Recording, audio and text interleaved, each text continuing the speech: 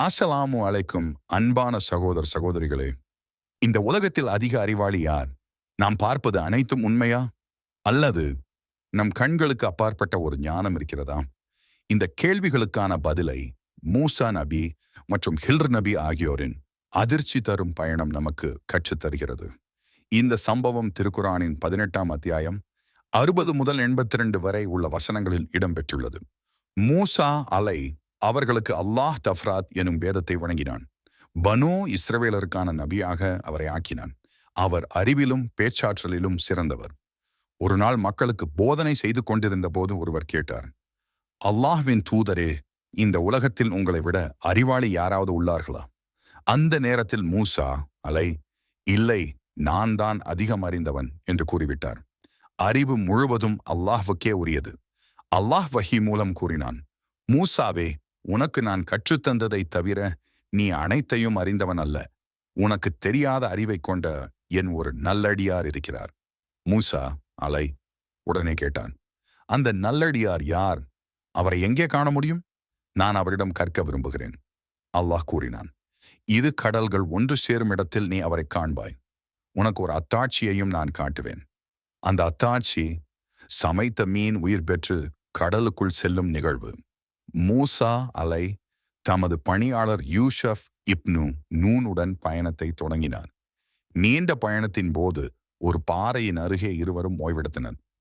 மூசா நபி அங்கு தூங்கிவிட்டார். அந்த நேரத்தில் உண்பதற்காக வைத்திருந்த சமைத்த மீன் உயிர் பெற்று பாறையை தாண்டி கடலில் சுரங்கம் போல் பாதை உருவாக்கி நீருக்குள் சென்றுவிட்டது. யூஷப் இதை பார்த்து அதிர்ந்தார். மூசா நபியிடம் தூங்கி எழுந்தவுடன் சொல்லுவோம் என்று நினைத்துவிட்டு அவரும் தூங்கிவிட்டார். பின்னர் இருவரும் தூங்கி எழுந்த பின் மீண்டும் பிரயாணத்தை தொடர்ந்தனர். அந்த சம்பவத்தை மறதி காரணமாக மூசா நபியிடம் சொல்லாமல் விட்டுவிட்டார். பின்னர் மூசா அலை உணவு கேட்கும் போது யூஷாப் அந்த சம்பவத்தை நினைவுபடுத்தினார். இதுதான் நாம் தேடிய அடையாளம். நாம் அந்த இடத்தை தாண்டி வந்துவிட்டோம் என்று இருவரும் திரும்பிச் சென்றனர். அங்கே ஹில்ர் அலை எனும் அல்லாஹ்வின் நல்லடியாரை சந்தித்தனர். மூசா அலை கேட்டார், அல்லாஹ் உங்களுக்கு கற்றுத்தந்த அந்த அறிவை எனக்கும் கற்றுத்தாருங்கள். நான் உங்களுடன் வர அனுமதி தருவீர்களா? ஹில்ர் அலை, நீ என்னுடன் வந்தால் பொறுமையாக இருக்க முடியாது. ஆனால் மூசா அலை பொறுமையாக இருப்பதாக உறுதியளித்தார். ஆனால் ஹில்ர் நபி ஒரு நிபந்தனை விடுத்தார். நான் என்ன செய்தாலும் அதற்கு விளக்கம் கூறும் வரை எதற்கும் கேள்வி கேட்கக்கூடாது. அதற்கு மூசா நபி சம்மதித்தார். இருவரும் ஒரு கப்பலில் பயணித்தனர். அந்த கப்பலில் ஹில்ர் அலை ஒரு துவாரமிட்டார். மூசா அலை தாங்க முடியாமல் கேட்டார், இந்த மக்களை மூழ்கடிக்கவா இதை செய்கிறீர்கள்? இது கேட்ட ஹில்லர் நபி, என்னோடு வந்தால் உம்மால் பொறுமையாக இருக்க முடியாது என்று சொன்னேன். கேட்டீரா? கேள்வி கேட்கக்கூடாது என்ற நிபந்தனையை மறந்துவிட்டீரா?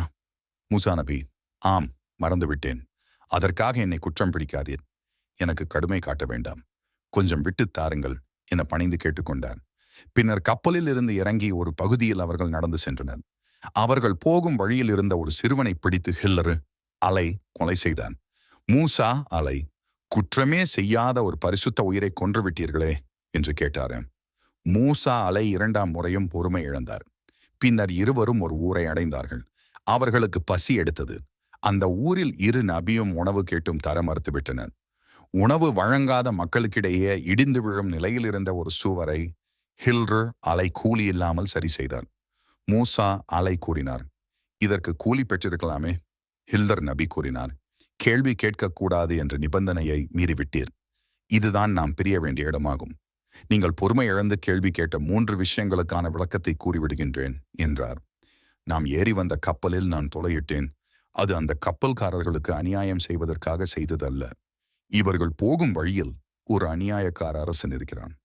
எந்த குறையும் இல்லாத கப்பலை கண்டால் அதை அவள் அபகரித்துக் கொள்வான். நான் கப்பலில் துளையிட்டதால் கப்பலில் குறை ஏற்பட்டுவிட்டது. எனவே அவன் அதை அபகரிக்க மாட்டான்.